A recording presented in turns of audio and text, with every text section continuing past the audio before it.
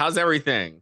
It's good. Sorry about that. I was like, the Wi-Fi was just not, it was not a thing on this particular corner. I mean, how you feeling? Tell me all the things. What's going on with you? Feeling great. Yeah, working on my new podcast, The Social Dose, Mhm. which has become the best, my dream job because I get paid to scroll through Instagram, TikTok, and Twitter. So everyone else's procrastination is literally my job.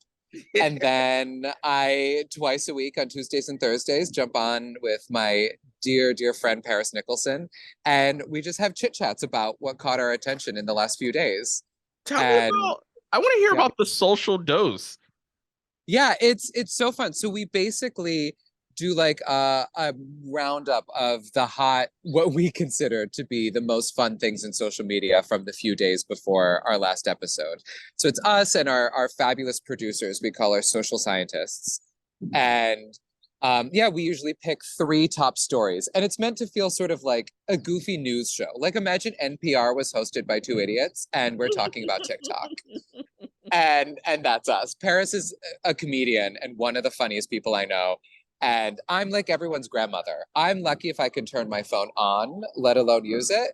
And then I accidentally became an influencer. So I love the show because every week I'm like, what am I going to learn? And I'm like, that's a trend. Cool. How did you accidentally get into influencing? So I'm an actor, and during lockdown, obviously there was no real acting to do. I did musical theater, and there were no theaters. Mhm. And people told me I did a decent Moira Rose impression from Schitt's Creek.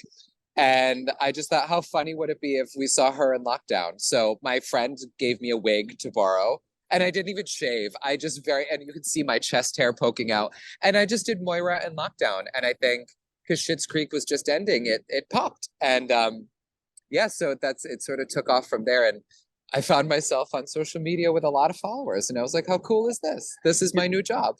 So what's interesting? So when you start doing that, right, and you have all of these followers, are you in your head thinking to yourself, "Oh my gosh, what do I do to like keep these followers happy?" You'd think. But again, because everyone made fun of me where they're like, no, you're my friend who like reads British period novels and collects cardigans. Like you're Mr. Rogers. You have so I think every time a video did well, it was just a wonderful new gift. And the fact that it's still going is just still a pleasant surprise to me. I swear to God, I don't know what it is, but I feel like it would drive me crazy constantly having to feed the beast. You know what I'm saying? I think, and I have friends who are like that, Mhm. and I don't know. I just struggle taking myself seriously, let alone other things. So I don't have like a set regiment like some people do where they're like, I must post. I usually make a video when it seems like a fun idea. Like I love the coronation, all that British stuff. So I was like, how funny would it be, if we did Alexis and David as the royals based on this other tweet that I saw, and that went very well. So that's sort of been the approach. The great gift it's given me is I, I found myself being more of a writer now than an actor after like Catherine O'Hara was like, your sketches are funny. He should write more.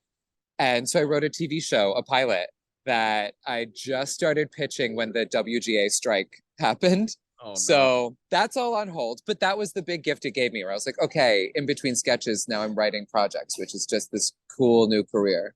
So when Catherine like replied or commented, what was going through your mind at that point? Oh, I could die now. I did accidentally almost walk into traffic and get hit by a truck. It all could have ended in that moment, and I would have died with a big old smile on my face. Luckily, the truck swerved and missed me. Skirt, skirt. But thank God he was paying attention. One of us was. It was exciting because I have been a huge Catherine O'Hara fan since well before Schitt's Creek. Like, I've been down Oh, many an SCTV rabbit hole, like her early sketch days, and obviously like the Christopher Guest films and Beetlejuice, like Home Alone. She's been one of my comedy icons forever. So maybe that's why I latched onto her voice so quickly on Schitt's Creek because I've seen so much of her other work. I don't know, but that was huge. It was like Albert Einstein being like, "You're good at math," you know. hey, quick question. Is Home Alone Uh, a Christmas movie? Yes or no? I love the Home Alone Christmas movie. I think No, it's great. is it a Christmas movie? Oh, no, Home Alone is absolutely not a Christmas movie. Thank you so much. This is a conversation that I have with people every Christmas season. I say Home Alone is not a Christmas movie. It's just a list of unfortunate events that happens during Christmas time. Oh, to two doofy burglars. Like, who's the real villain in this movie? Like, The damn kid, Macaulay yeah, Culkin. to be real, like, actually, no, the real villain in that story is that neighbor who pops over and they all think is Kevin, the nosy neighbor who comes and goes through their bags. And, like, I'm pretty sure tries to steal a gift. Like, that's the real villain. And then two bumbling burglars have their lives ruined because of this child. My thing is, here's what I don't understand. I feel like there is a ton of villains in that movie. First of all, the older brother is a villain. The mama, how do you leave your child home alone on three Uh, separate occasions? You know what I'm saying? The uncle yeah, is a villain. There's a lot of villains in that movie. yeah, literally everybody. Um, oh my God. I saw one thing where somebody broke down all the ways the two burglars should have actually been killed, like by the shenanigans. And they were like, no, they should have died like 6 times. When he put the whole the hot thing on the doorknob, that should have taken somebody out. Or the paint cans in the second one. Yeah. Or when he stepped on the nail goes straight through his foot, yet he keeps walking. Right. Yeah. I You was know just, what's oh wow. interesting? You are naturally funny. How did you get started with comedy? Oh, thank you. I started when I was little, like little. I was super ADD and had high needs for attention. And I started acting when I was 6. Sorry, there's a lot of sirens. I'm pretty sure like a president or somebody is driving by me right No, it's now. all good. It's all good. It's all Um, good. but yeah, no, so I did my first show when I was 6. I was in The King and I Hmm. in probably a not super PC production because I'm incredibly white and I played, a little royal prince. But of the times, I look back and I'm like, "Ruh." But I had a moment where the main character, it's in the 1860s, and this woman wears this giant hoop skirt, and I play a little boy who thinks her legs are shaped like that. So I look up her skirt, and it got a big laugh every night. And 6-year-old me was like, "This is the best feeling ever. All I ever want to do is make people laugh."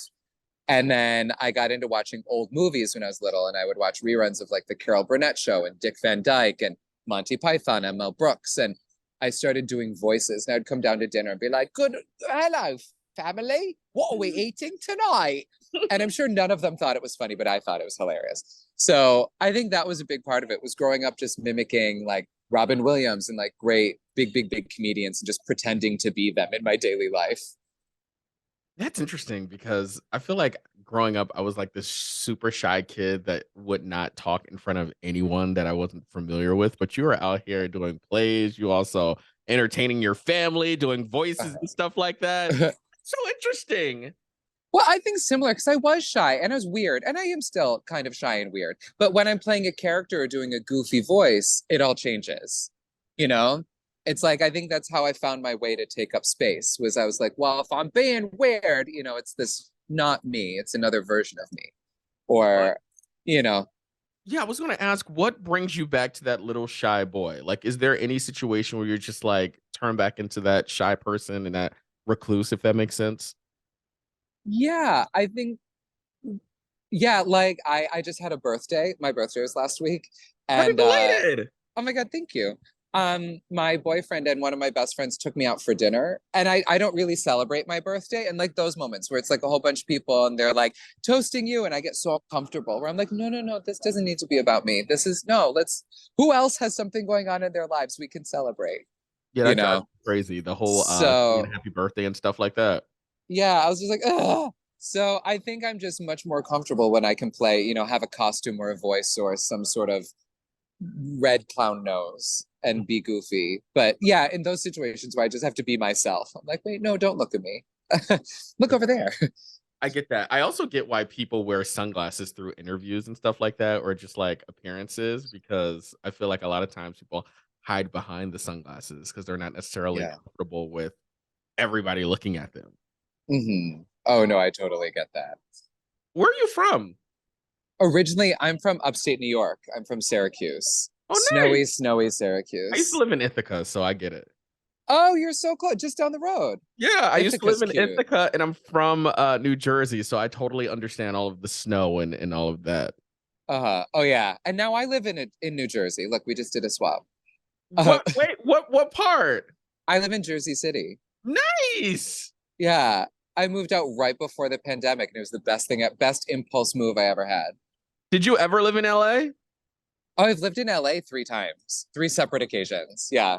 What made you move back to the East Coast? It's always something. I always move. I love LA, and I always move with every intention of staying. I love the sunlight. I have good friends. Um, one time I left because I booked a national tour of a show, Mhm. and I was doing spam a lot. So I went on the road for a year. And because that was like a Broadway tour, I was like, well, it makes sense to go to New York after this and like do musical theater. And then I moved back to LA a while later, and then I had to come back for a family thing. So ended up just staying. So now I've just sort of accepted my fate. I'm like, oh, fine, I'm an East Coaster. I get it. Love that. I love that. What else are you working on next? So the big thing is this pilot that I wrote with my friend that we're getting ready to pitch, and the podcast, and then I have another movie script that I started working on. So little projects of my own that I'm working towards. You are busy, busy, busy. When Yeah. when you stopped writing the TV show, right? When you Uh-huh. put the pen down or shut the laptop down, what was that feeling that you had when you finished that? Oh, I don't know if I've even hit that point. It was more our producers were like, "You're done with rewrites, enough, like stop." Really? But I even go back and sometimes reread it, and I'm like, "Oh, I would tweak this." I don't know. I That's where I think social media is really good for me because it forces me to do something quickly and post it and just be done. Mhm. Otherwise, I just obsess. Um, Can I just say it was a so, pleasure? Thank you so much for coming on Zoom and chatting with us. oh my God, thank you. Sorry, this got like deep. I was like, well, let me tell you about my insecurities and my traumas. I love it. I I feel like love it. I I love feel it. like I was just in therapy on 39th Street. This is No, it was a pleasure. Thank you so much. Enjoy the rest of your day and take it easy, okay? my God, thank you. You too. Have a good one.